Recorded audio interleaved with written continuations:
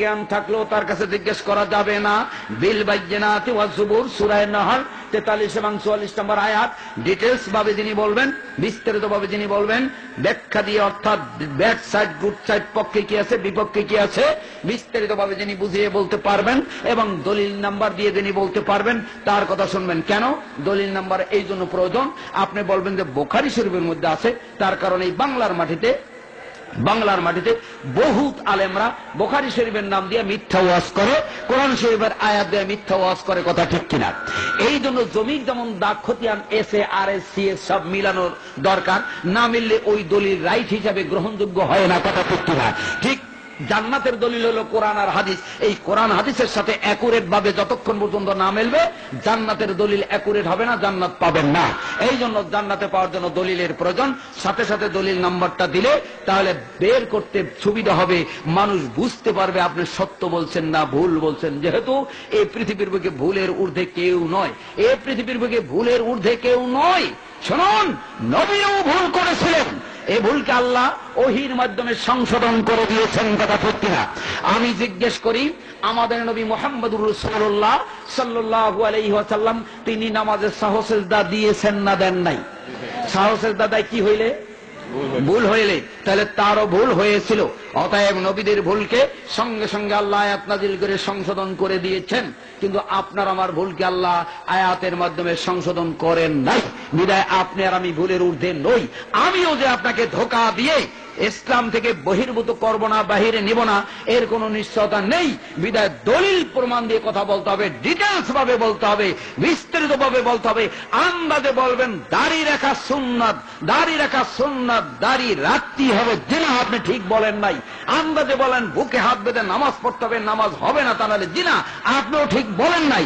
আন্দাজে বললে হবে না যে রফিল এদান করতে হবে, তা নাহলে নামাজ হবে না, জিনা, আপনিও ঠিক বলেন নাই। তার কারণ প্রত্যেকের এর পক্ষে কি আছে বিপক্ষে কি আছে, কোথায় আছে, কেমনে আছে, কিভাবে আছে, এটা ডিটেলস ভাবে দলিল সহকারে প্রমাণ সহকারে যিনি বলতে পারেন তার কাছে জিজ্ঞেস করতে হবে। আলেম হইলি, যুব্য হইলি, চেহারা সুন্দর হইলি, পেট মোটা হইলি, মুরিদ বেশি হইলি, তার কথা মানা যাবে না, যাবে না, যাবে না। আল্লাহ বলেছেন যাবে না, যদি মাত্র দুইটি সত্য তার মধ্যে না থাকে। তার স্পষ্ট ভাবে বলতে হবে এবং পক্ষের বিপক্ষের উভয়টাই বলতে হবে। শুধু একজনকে গালি দিলেন আর একজনকে স্বর্গে উঠিয়ে দিলেন, এভাবে যেন না হয়। এটা কেন আসলো, কিভাবে আসলো, কোথা থেকে আসলো, এটা কেন আসলো, এটা কিভাবে আসলো, কোথায় আছে, ডিটেলস ভাবে ঠিকানা বলতে হবে আর জাতির বোধগম্য ভাষায় বলতে হবে। আমার সুর তাল থাক আর নাই থাক, সুরের সাথে ইসলামের কোনো সম্পর্ক নাই, সুরের সাথে কি বলে ধর্মের কোনো সম্পর্ক নাই। সুর দেন ভালো কথা, এটা আল্লাহর দান। যিনি সুর দেখ তাও দেখার বিষয় নয়, কে সুর দিল না তাও দেখার বিষয় নয়, কার মুরিদ কত বেশি তাও দেখার বিষয় নয়, কার চেহারা সুন্দর বেশি তাও দেখার বিষয় নয়, কে কত বড় পদে আছে তাও দেখার বিষয় নয়, কার ডেজিগনেশন বেশি তাও দেখার বিষয় নয়, কে কত বড় শিক্ষিত তাও দেখার বিষয় নয়। আপনার আকীদা থাকতে হবে এভাবে। একটা মুসির ঘরের মুসি, সে যদি একটা কথা বলে আর এই কথাটা যদি কোরআন আর হাদিসের সাথে মিলে, তাহলে ওই কথাটাকে মেনে নিতে হবে। এটাই আহলে হাদিসদের আকীদা।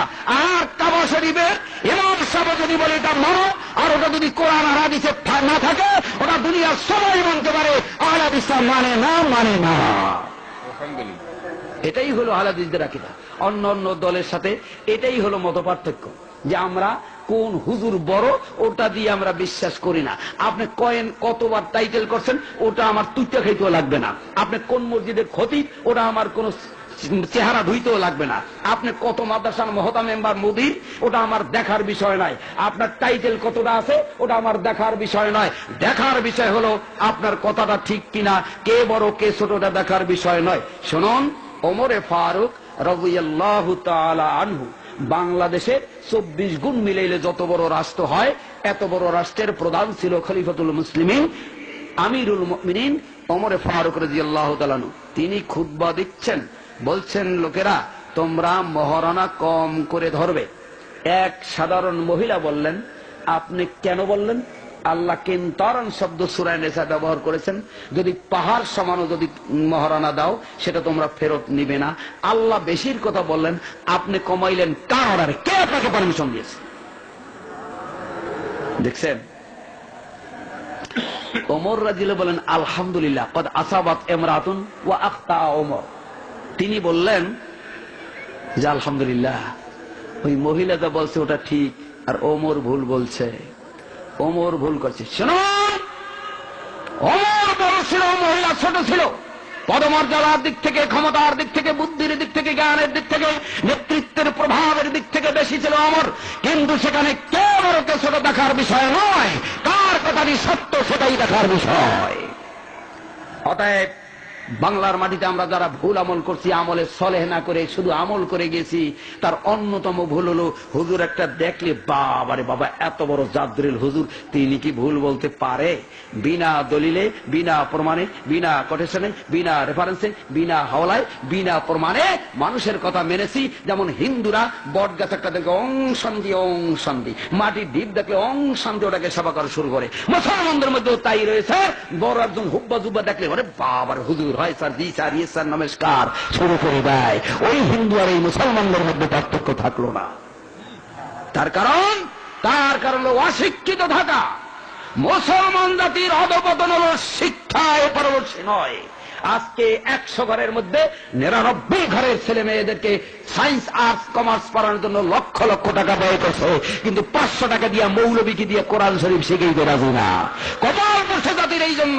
যেই শিক্ষা শিখলে আল্লাহকে চেনা যায়, পরকাল চেনা যায়, জান্নাত চেনা যায়, জাহান্নাম চেনা যায়, সেই শিক্ষা জন্য পয়সা ব্যয় করে না। যেই শিক্ষা শিখাইলে মাস্টার ডিগ্রি লাভ করলো, 5টা ছেলে, সবগুলো আসলো, বাপ মরে গেল, শটান হয়ে ব্যাঙ্গের মতো চিপ্পানাং নিয়ে শুয়ে রয়েছে। এখন ওই মাস্টার ডিগ্রির পড়াগুলা বাপের জানাজাটা পড়ানোর মতো দোয়াটা পড়তে পারে না। কপাল পড়ছে কি জাতির খালি খালি।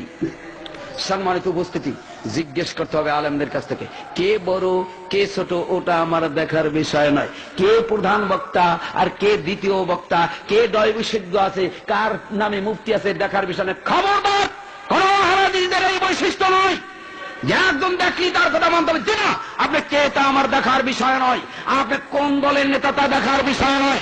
আমার দেখার বিষয় একটাই, আপনি যে কথা বলছেন ওই কথাটা কি লেনিনের না স্টালিনের না ভলটেয়ারের না কার্ল মার্কসের না মাও সেতুনের না রবীন্দ্রনাথ ঠাকুরের না গৌতম বুদ্ধের না আল্লাহর না রসুলের। যদি মাত্র আল্লাহর হয় আয়াত নাম্বার কত, যদি রসুলের হয় হাদিস নাম্বার কত, হাদিসের মফহুম আপনি বুঝলেন কিনা, হাদিসের তাহকিক বুঝলেন কিনা, হাদিসের প্রেক্ষাপট আপনি বুঝছেন কিনা, হাদিসের রসুল আপনি জানেন কিনা, তাই জেনে বুঝে আপনি তাহকিক করে বলছেন কিনা। যদি আপনি বলেন আর এই শর্তগুলো যদি হাদিস টিকে, তাহলে আপনি হয় স্যার, জি স্যার, ইয়েস স্যার, নমস্কার যত আছে সব পাবেন। আপনি যত নিচু হন আপনি আমার উস্তাদ। আর আপনি গায়ের জোরাবে মিনা ঘড়ির টাইম মেলে নাই, তাতে কি হয়েছে, আমার ঘড়ি তো খুব দামি, মানবা না কেন? আমরা ঘড়ি ধুইয়া আমি পানি খাবো না, আমার দরকার টাইমের।